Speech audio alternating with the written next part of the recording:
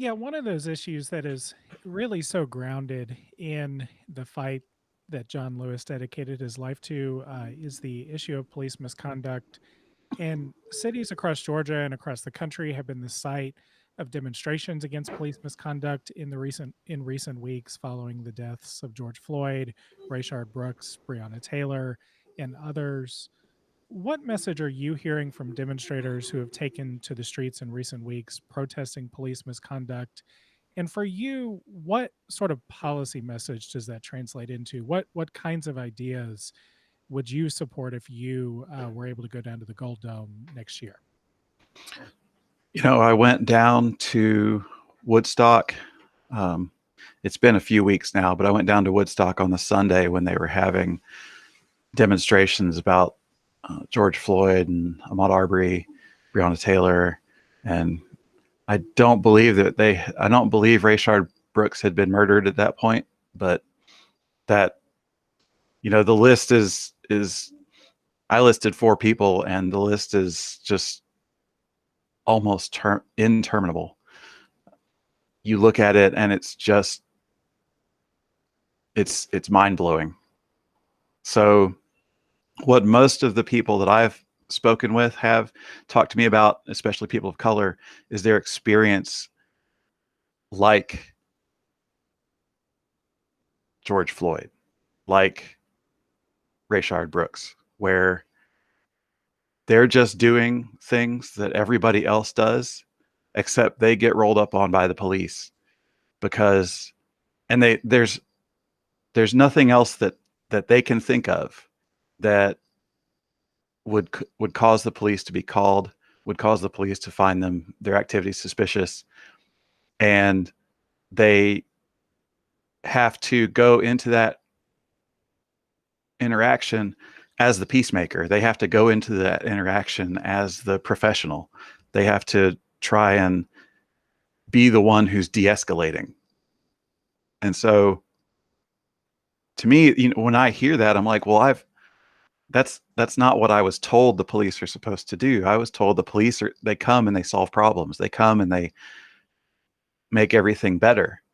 And you watch it on television, all these cop shows, the good guy cop is always a cop who's coming in and calming everybody down and, never has his or her hand near the gun.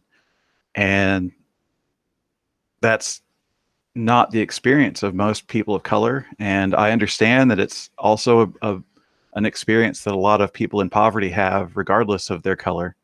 But when you take all that out, it's still people of color get treated worse by our entire system. It's not just the police, it's the law, the DAs, judges, juries, everybody. And, women, white women walking their dogs and walking by a pool and calling the cops because they see black people having a good time or looking at birds, or it's a lot. It's very deeply baked in. And so it's a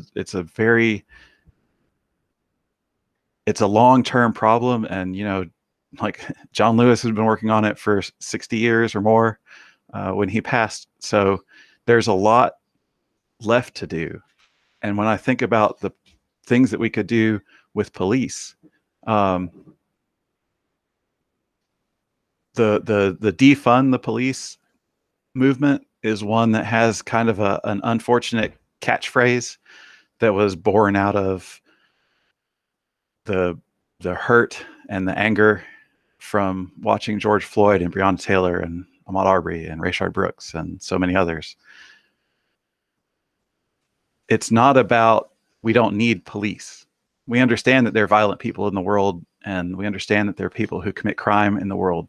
But where a lot of these interactions begin, like Rayshard, was a man who was drunk and presumably thought that driving while drunk was a bad idea, went into a Wendy's parking lot in his car and went to sleep in the car. And the people at Wendy's called the cops. I don't know why. Maybe they were concerned that he was in a worse way than just being drunk and asleep. Maybe they thought that he had some medical issue or something. But that went from what should have just been a wellness check to an altercation and a stolen taser and a guy running for it and getting shot. And I'm that's boiling it down, and it's not at all fair to Rayshard to have to boil it down like that. But um, why was it police? And the reason is that those are the only people that we have to deal with almost every situation that's kind of out of normal, right? We don't have a phone. We don't have a phone number to call mental health services. We don't have a phone number to call for homelessness or some poverty problem.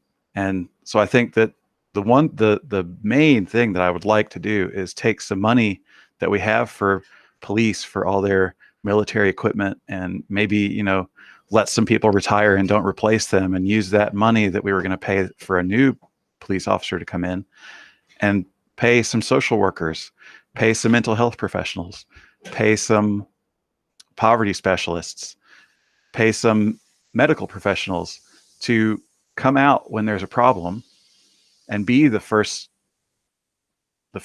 person on the scene.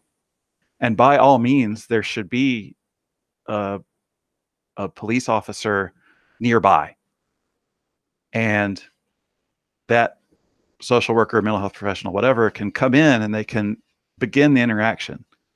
Because when they walk in the door, if they don't have the uniform on and they don't have their gun and their hand on their gun and their hand on their taser, that changes the whole interaction. It doesn't start off at this heightened level of threat. And from there, they can have their radio, and if it starts to go downhill in a way where they think, I need to use force, I need force to be used to handle the situation, then they can call their backup, who's standing outside or on the street or wherever, and they can come in. And I think that would shut down so many of these problems at the beginning, before they could ever get out of hand, before they could ever end with someone on the ground with a knee on their neck. And there's a website called 8can'twait.org that has a list of some more specific police reforms, and a lot of them are they're going to they'd seem very scary to people who read them. But I think that we could look at them as the far bound of what we could do if we were just like completely fed up with this situation. What could we do if we were doing that? And then find that middle ground with the people who have the black and white flag with the blue line in it, because they have their own concerns, and we need to find them. And they're all our neighbors, and we're all living together, and we all have to do something. Surely everyone agrees we have to do something.